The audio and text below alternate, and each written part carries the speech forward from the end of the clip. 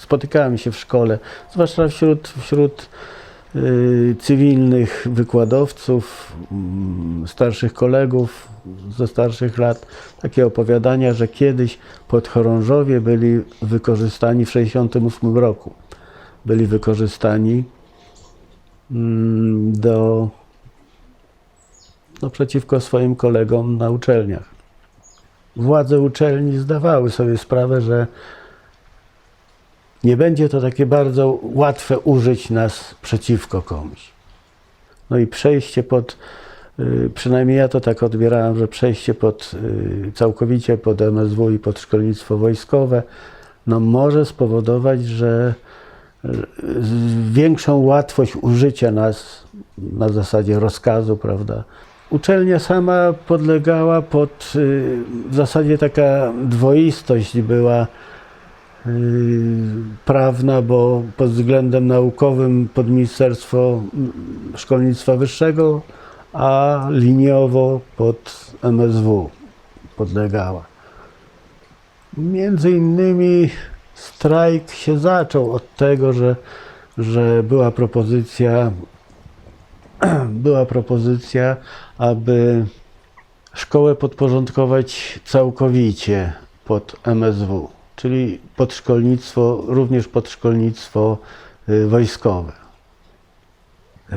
Gdzieś tam ktoś przemycił ten projekt ustawy, gdzieś przemycił do szkoły. Już można było zajrzeć do tego, co tam jest w tym projekcie, bo to był projekt. Koledzy z roku opowiadali, że byli zastraszani, że nawet grożono im bronią, którzy chcieli się dostać na to spotkanie na aulę. To spotkanie miało na celu właśnie przegłosowanie, czy chcemy strajku w szkole. Pojawiła się taka wśród podchorążych, nie damy się zastraszyć, no na pewno nie w taki sposób. Dla wielu tych chłopaków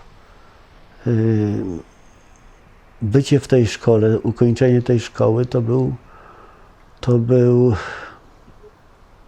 największy sukces życiowy, najlepsza perspektywa, jaka ich mogła spotkać.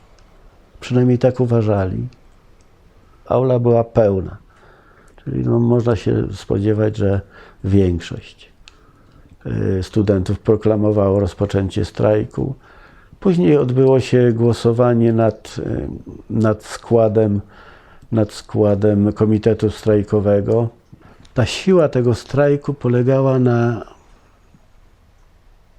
na takiej jedności, solidarności, dobre słowo, zwłaszcza w tamtym czasie, ale takiej jedności. Sam puszczałem takie hasła, że wszystkich nas nie wyrzucą. Jak jesteśmy wszyscy razem, to wszystkich nie wyrzucą.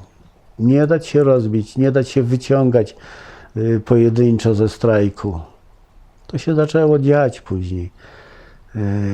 Zaczęło się dziać, dostawali ludzie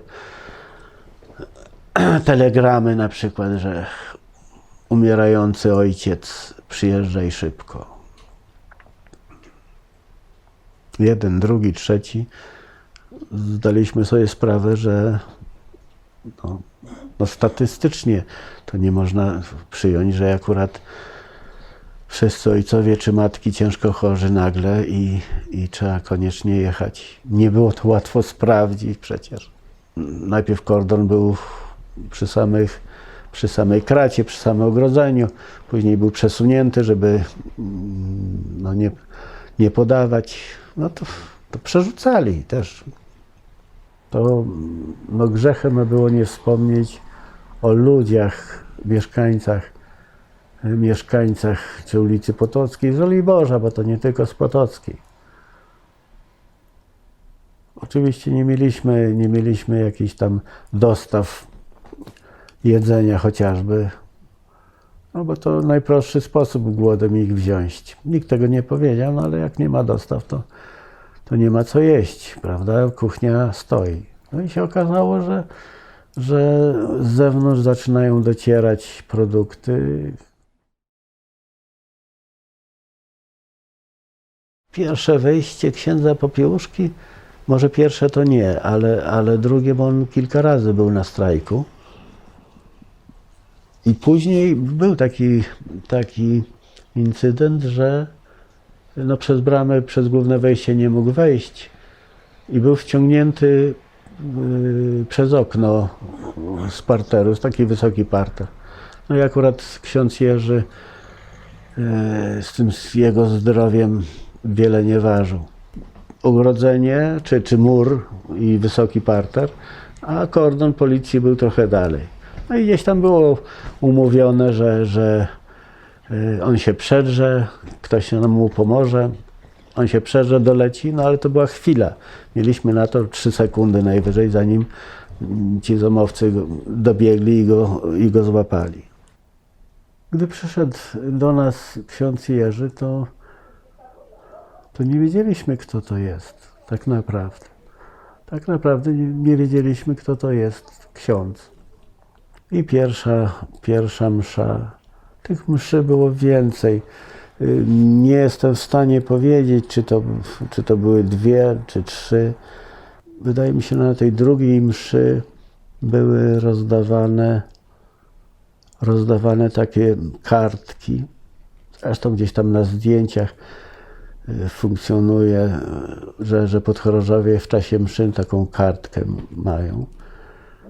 To była dwukartkowa w zasadzie taka z pieśniami.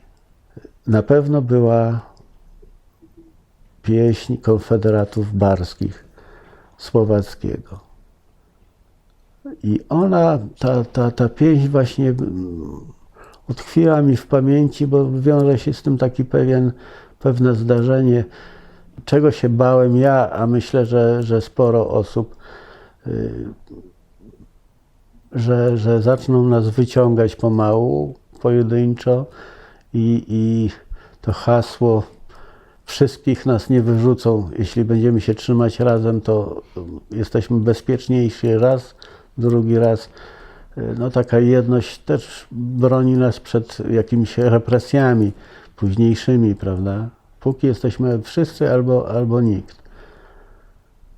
Dostałem to właśnie te kartki z pieśniami i podszedłem do księdza Jerzego i mu powiedziałem właśnie, że szczególnie wrażenie na mnie robi ta pieśń, zwłaszcza jak żeśmy gdzieś tam próby robili zaśpiewania tej pieśni, te 200 głosów męskich, młodych, rzeczywiście robiła wrażenie. I ksiądz Jerzy wtedy na tej kartce napisał sentencję, to jest z listu do Rzymian świętego Pawła, zdaje się. No nie chciałbym zmienić tego, ale tamten tekst to był taki: nie dajcie się zwyciężyć, zło dobrem zwyciężaj. Myślę, że ten cytat jest w miarę dokładny. W czasie mszy, w czasie intencji składanych, każdy z podchorążych z uczestników tej mszy mógł podejść i jakąś tam intencję złożyć, prawda? No i oczywiście były intencje za zwycięstwo strajku, za ojczyznę. Bardziej wniosłe, mniej. I ja pamiętam,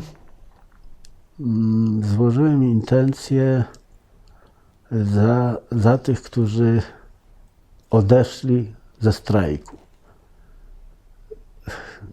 To nie było tak, że ich uważaliśmy za tchórzy, że coś. No niby papier miał, że jest matka chora, jak matka po niego przyjechała właśnie, coś tego. No. Za tych, którzy odeszli ze strajku i się poddali. I pamiętam, ksiądz Jerzy tak spojrzał, on nie miał, to nie był smutas jakiś, ale on się wcale tak często nie uśmiechał, a na pewno nie promieniście, ale tak spojrzał na mnie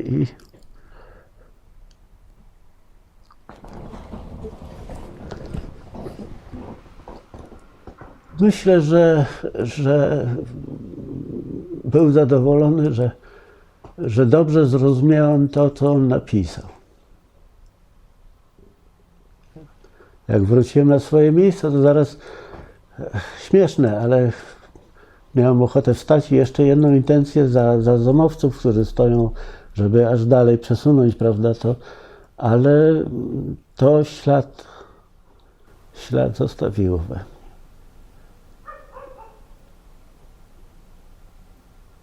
Krzysztof Dąbrowa, tego to lubi kamera, on się wszędzie się gdzieś pojawi. Mirek Hołbowicz, Artur Górecki, no ja, Krzysiek Zybura, Boiński. W zasadzie widzę, że Mirek Wypiór, cała audytorium tutaj na zdjęciu to jest z naszej kompanii. Druga kompania. No i oczywiście ksiądz Popiełuszko. A tu już atak na szkołę, komandosi, antyterroryści. No, ksiądz Jerzy na strajku był kilka razy. Strajk trwał od 25 do 2, czyli to tam 7 dni było. Na pewno właśnie ta potrzeba wśród podchorążych kontaktu z księdzem, możliwość wyspowiadania się, zwykłego porozmawiania o różnych sprawach. Niektórzy mieli żonę, dzieci, martwili się o rodziców też się człowiek martwił. I gdzieś tam taka rozmowa z księdzem Jerzym, no, myślę, że wielu podchorążym pomogła. Tak po prostu całkiem po ludzku pomogła. Ksiądz Jerzy miał taką umiejętność szybkiego zbliżania się do ludzi. Nie było tego dystansu. To i wiek troszeczkę powodował, bo był gdzieś tam 33-letnim mężczyzną, niektórzy po 23, powiedzmy, lata. Ta różnica nie była aż tak duża.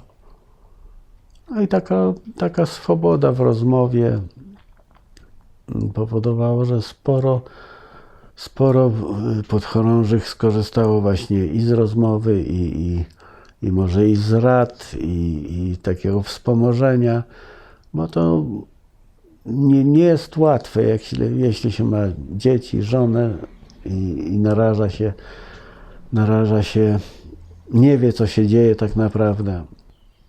Zresztą ta piosenka, pieśń konfederatów barskich, w pewnym sensie jak samospełniająca się przepowiednia. Jedna zwrotka, która mówi o tych nawet na smokach wojska latające nas nie ustraszą. I później właśnie ten atak ze śmigłowca. No w tej chwili oczywiście się można doszukiwać różnych, prawda, podtekstów. Słowacki nic nie słyszał o Wospie.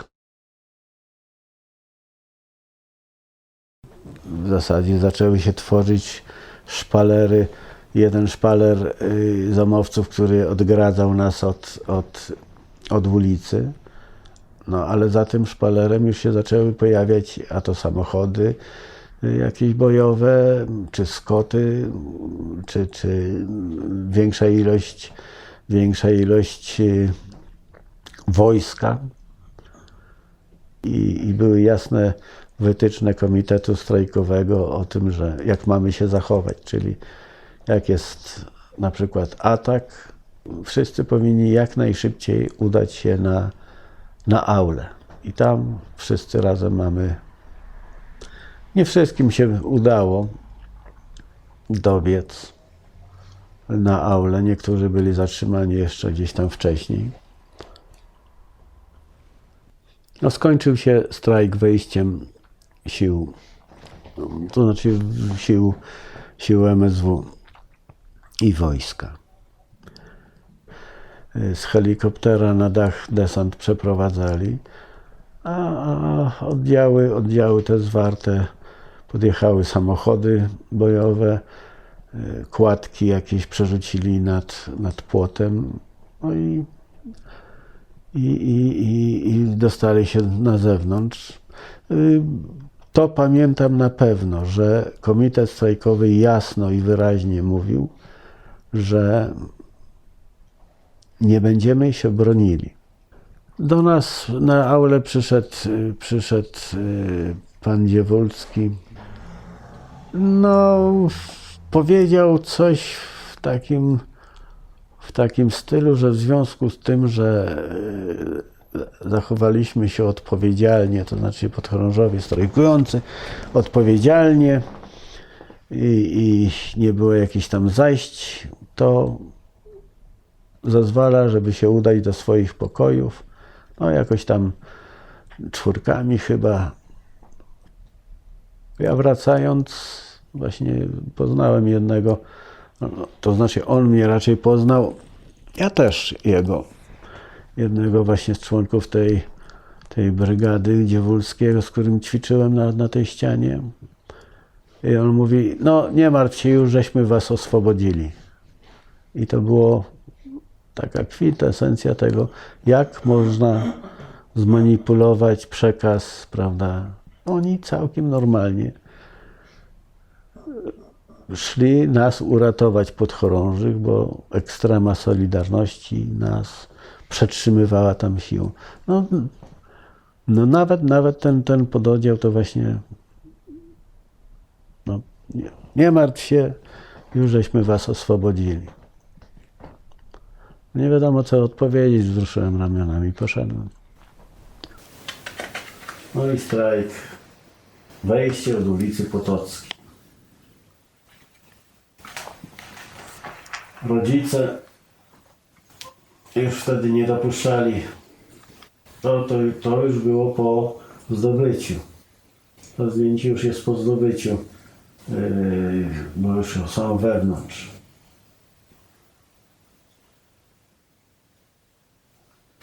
No, i takie kraty, plastikowe tarcze, hełmy, pały. Najsilniejsze argumenty władzy ludowej. Z kolei rzeczywiście, no, jak nas zapakowali do tych autobusów i zaczęli nas wieźć, to w moim autobusie w każdym bądź razie pieśń Konfederatów Barskich, to źle zabrzmi, ale mam na końcu i to był hit. Nigdy z królami nie będziem w aliansach, nigdy przed mocą nie ugniemy szyi, bo u Chrystusa my na ordynansach słudzy Maryi. Więc choć się spęka świat i zadrży słońce, chociaż się chmury i morza nastroszą, choćby na smokach wojska latające nas nie zatrwożą. Bóg naszych ojców i dziś jest nad nami, więc nie dopuści upaść żadnej klęsce. Wszak póki On był z naszymi ojcami, byli zwycięzcy.